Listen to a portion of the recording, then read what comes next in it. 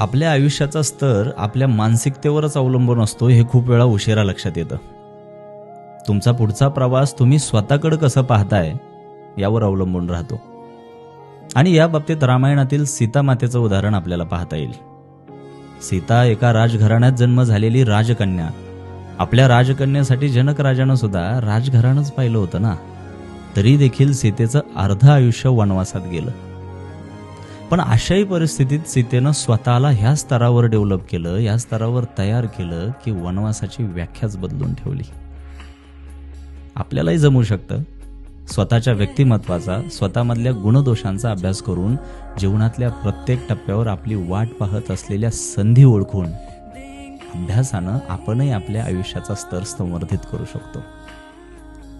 आपणची तारी, आपणची मारी, आपण उद्धरी आपण या. जबाबदारी स्वीकारा.